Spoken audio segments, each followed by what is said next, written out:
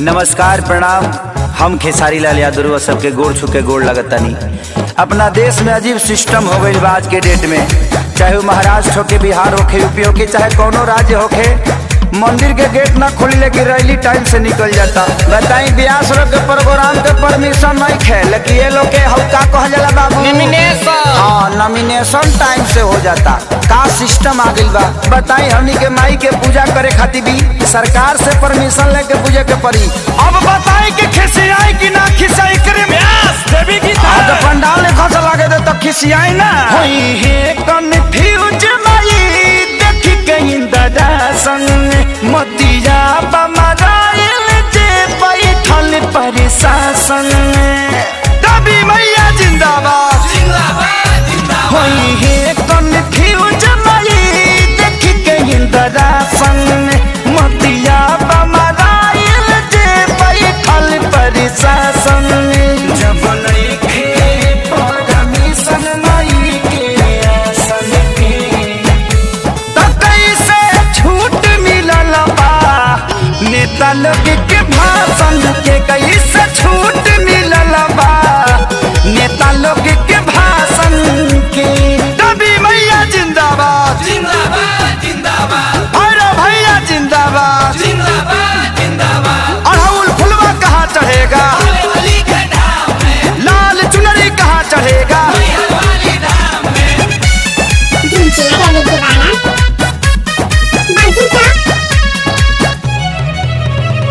Rally में भरल लोगवा से कोना कोना, पूजा में जुटबो तो हो जाई कोरोना। भांग खा के कानून बनावत रहलो।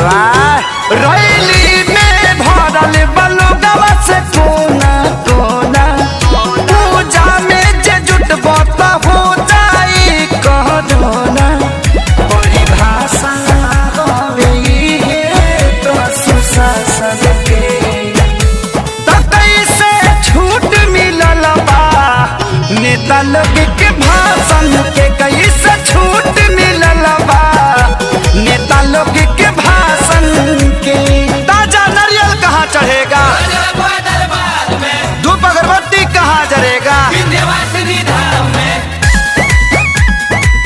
डीजे रवि दीवाना बाजी चौक।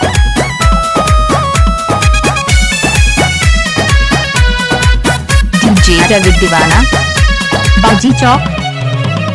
सोनू विकास बाना से पलोगवा लागल, यादव राज कुंदन सरकार भइल बा पागल। सोनू विकास बाना से पलोगवा लागल, यादव राज कुंदन सरकार भइल बा पागल। भइल दुनिया बाके सारी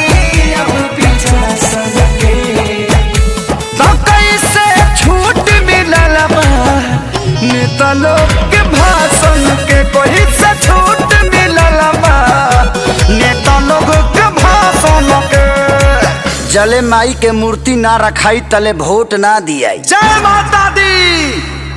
डीजे रवि दीवाना